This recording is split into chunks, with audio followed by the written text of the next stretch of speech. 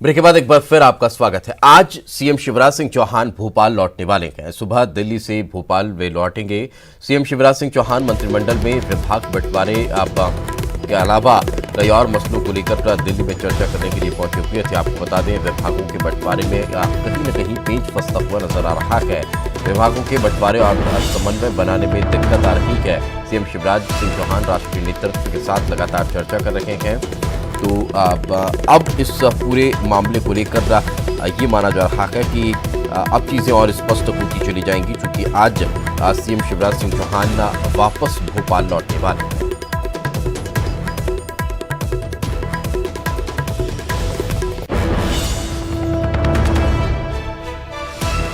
तो आपको बता दें कि हालांकि कल ही उन्हें देर रात वापस लौटना था, लेकिन वे वहीं रुके और आज उनके वापस लौटने का कार्यक्रम तय है।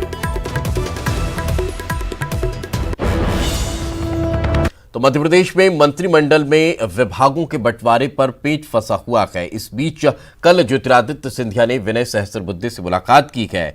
सीएम शिवराज सिंह चौहान की मुलाकात से पहले ज्योतिरादित्य सिंधिया ने विनय सहस्त्रबुद्धे से मुलाकात की। कहा यह जा रहा है कि सिंधिया ने अपने समर्थकों के विभागों को लेकर बातचीत की है। दोनों नेताओं के बीच तकरीबन 1 घंटे की चर्चा हुई। वहीं शिवराज सिंह ने सहस्त्रबुद्धे से मुलाकात के बाद कहा कि सरकार और संगठन के कामों का एजेंडा पूरा हो गया। तो ये अपने आप में बेहद महत्वपूर्ण 2 अलग अलग तस्वीरें। पहली तस्वीर ज्योतिरादित्य सिंधिया की मुलाकात करने की तस्वीरें, जब ज्योतिरादित्य सिंधिया विनय सहस्त्रबुद्धे से मुलाकात करने पहुंचे। लेकिन वो कब पहुंचे? मुख्यमंत्री शिवराज सिंह चौहान से पहले। उसके बाद शिवराज सिंह चौहान विनय सहस्त्रबुद्धे से मुलाकात करने पहुंचे थे। तो और ज्यादा जानकारी के साथ हमारे सहयोगी शरद श्रीवास्तव हमारे साथ जुड़ चुके हैं। उन्हीं से बातचीत करते हैं। शरद, क्या लग रहा है, इतनी लंबी बैठकें, इतने मंथनों के दौर के बाद अब क्या कोई निचोड़ निकलकर सामने आ पाया है कि हाँ, मंत्रिमंडल में विभागों का बंटवारा अब सही तरीके से हो पाएगा? जो फॉर्मूला सेट होना था, जो तमाम तरह की रियायतें या फिर ये कह लीजिए कि तवज्जो जिन अलग अलग अब नेताओं को देना था, वो सारी सिस्टम अब पूरे हो चुके हैं। अब ये माना जाए कि आज जब सीएम वापस भोपाल लौटेंगे तो उसके बाद विभागों का बंटवारा हो सकता है।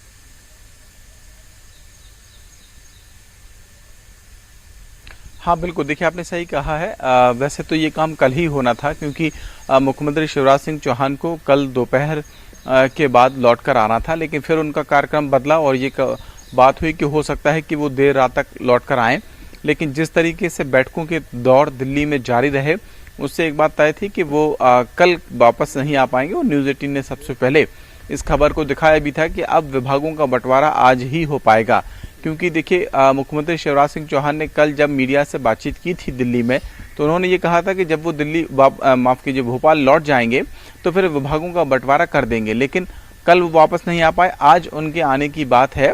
बताया जा रहा है कि सुबह में ही 9 से 10 बजे के आसपास वो भोपाल वापस आ जाएंगे। तो आज जो विभागों का बंटवारा है वो निश्चित तौर पर कर दिया जाएगा, ये तय मान लिया जाना चाहिए। जहाँ तक बात पेच फंसे होने की है जो आपने कही है, तो निश्चित ही कल जो प्रदेश प्रभारी हैं विनय सहस्त्रबुद्धे, उनसे ज्योतिरादित्य सिंधिया की भी मुलाकात हुई है और मुख्यमंत्री शिवराज सिंह चौहान की भी मुलाकात हुई है।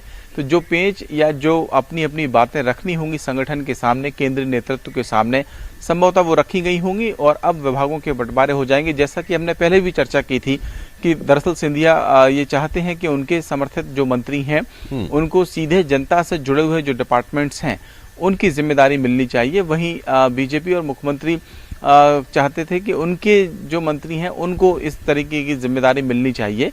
हालांकि मुख्यमंत्री ने कल इस बात को इनकार भी किया और कहा कि पूरी बीजेपी की ही कैबिनेट है। तो अब देखना होगा कि कितनी मुख्यमंत्री की बात सही साबित होती है और कितनी ज्योतिरादित्य सिंधिया की जो मांग सूत्रों के हवाले से सामने आई थी वो सही साबित होती है। लेकिन शरद, कहीं ना कहीं जिस तरह से पिछले 3 दिनों से मुख्यमंत्री का दिल्ली में डेरा डला हुआ है और लगातार वे आला नेतृत्व से मुलाकात कर रहे हैं, तो क्या ये माना जाए कि अब बहुत ज्यादा तवज्जो वाकई में ज्योतिरादित्य सिंधिया गुट को मिल रही है? क्योंकि जिस तरह से मंत्रिमंडल विस्तार में देखा कि 14 के लगभग मंत्री सिंधिया गुट के बनाए गए और बाकी में बीजेपी के विधायकों को सेट किया गया, तो क्या अब ये कहीं ना कहीं विभागों के बंटवारे में भी तवज्जो शायद ज्यादा मिलती हुई दिखाई दे रही हो? यही वजह है कि लगातार बीजेपी की वकालत करते हुए शिवराज सिंह चौहान नजर आ रहे हैं?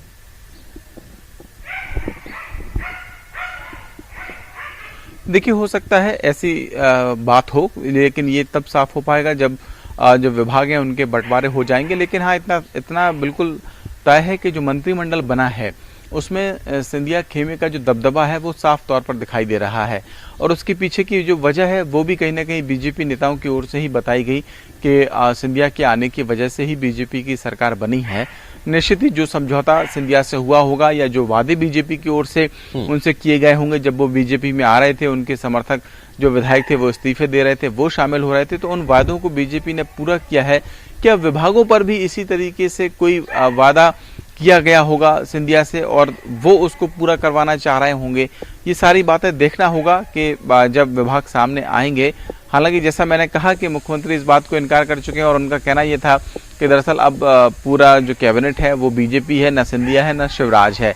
तो ये बातें कहने के लिए ठीक है, अच्छी लगती हैं, लेकिन देखना होगा कि जब विभागों का बंटवारा होता है तो फिर किस खेमे के पास में जो मलाईदार डिपार्टमेंट है वो जाते हैं और किसके हाथ में छाछ नजर आता है। बिल्कुल, चलिए बहुत बहुत शुक्रिया शरद इस तमाम जानकारी के लिए। आप लगातार नजर बनाए रखें, आगे भी आपसे अपडेट हम लेते रहेंगे। आगे बढ़ते हैं। इंदौर में कोरोना के मामले लगातार बढ़ते जा रहे हैं। 78 नए कोरोना पॉजिटिव मरीज मिले हैं। आपको बता दें शहर में अब तक 4,954 कोरोना संक्रमित मरीजों की संख्या हो चुकी है।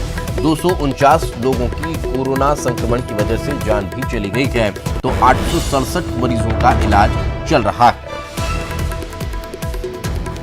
तो 78 नए मामले इंदौर में कोरोना संक्रमित मरीजों के सामने आए हैं। आपको बता दें कि अब इस संख्या को मिलाकर 4,954 लोग इंदौर में संक्रमित हो चुके हैं, जिनमें से लगभग 867 मरीजों का इलाज चल रहा है।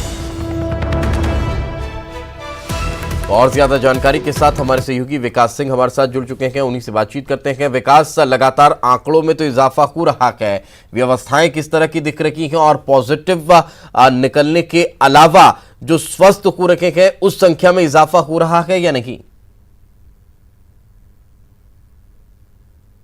जो मरीजों की रिकवरी है वो ठीक मानी जा रही है इंदौर में। यही वजह है कि फिलहाल जो एक्टिव केस है वो लगभग 849 के आसपास है। लेकिन ये इससे बड़ी हैरानी की बात ये है कि अब भी जो संक्रमण है वो लगातार शहर में फैलता जा रहा है।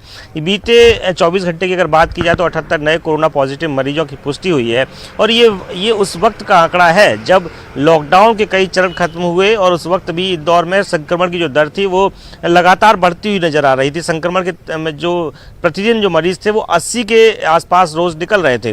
बावजूद इसके कुछ समय तक उस पर विराम लगा, लेकिन अचानक से फिर जो मरीज हैं वो आज बढ़े हैं। बीते 24 घंटे में 78 नए मरीजों की जो पुष्टि हुई है वो चौंकाने वाली है कि आखिर अब संक्रमण अभी भी अगर संक्रमण फैल रहा है तो ऐसे में शहर में जो हालात हैं वो चिंताजनक हो सकते हैं। चूँकि अब जो है लॉकडाउन नहीं है, लोग घरों से बाहर निकल रहे हैं, लोगों का व्यवहार, व्यापार और बाजार ये सब कुछ एक्टिव स्थिति में है, तो लिहाजा संक्रमण और अधिक ना फैले ऐसे में प्रशासन लगातार मुस्तैदी से अपना काम कर रहा है, लोगों को समझाइश भी दे रहा है और जो पूल सर्वे इत्यादि जो प्रक्रियाएं शुरू की गई थी उन पर अमल भी हो रहा है। तो अब देखना ये होगा कि जो लगातार संक्रमण अभी भी फैल रहा है उस पर कैसे रोकथाम लगती है और कब तक रोकथाम लगती है।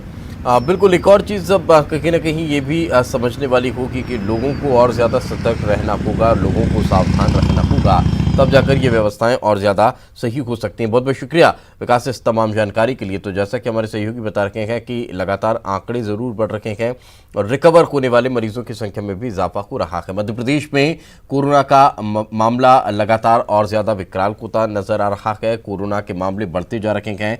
15,000 से ज़्यादा कोरोना संक्रमित संख्या हो चुकी है। अब तक 11,000 से ज़्यादा स्वस्थ हो चुके हैं। ग्वालियर में 61 कोरोना के नए केस सामने आए हैं। इंदौर और भोपाल में संक्रमण के सबसे ज्यादा मामले हैं।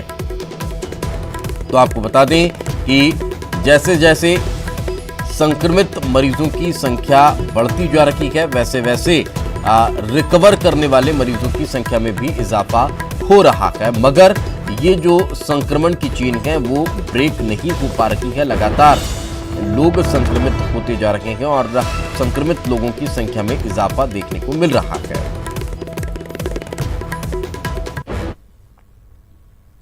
तो वहीं खबर ग्वालियर से, जहां थाने में बंद आरोपी कोरोना संक्रमित पाया गया है। कंपू थाने में आरोपी बंद है। जावेद नाम के आरोपी का जो कोरोना पॉजिटिव निकला है। मोबाइल चोरी के आरोप में गिरफ्तारी हुई थी। थाने लाने वाले 2 पुलिसकर्मी क्वारंटीन कर दिए गए हैं। पुलिसकर्मियों के आज सैंपल लिए जाएंगे।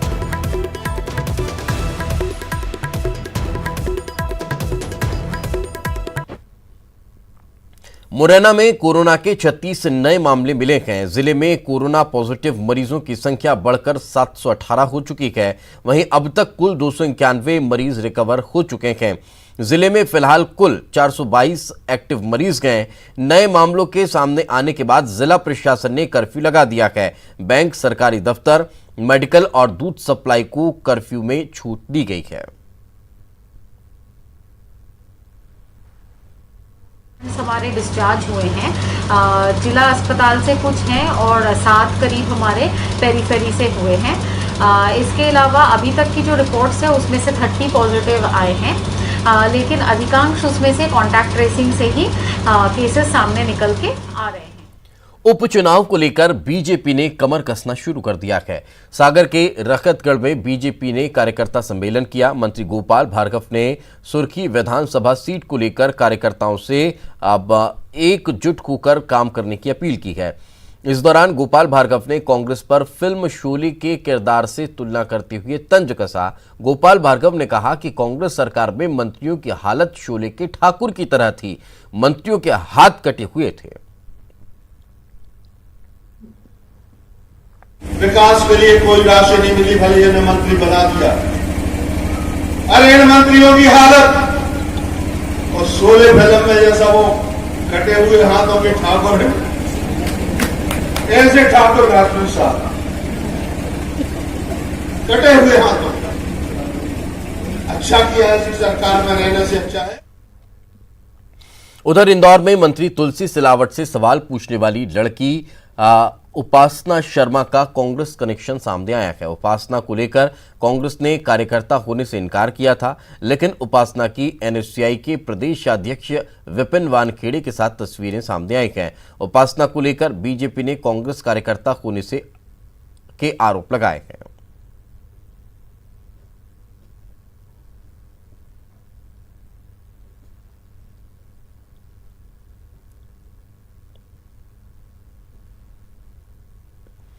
और इसी के साथ इस बुलेटिन में फिलहाल इतना ही। खबरें लगातार जारी हैं।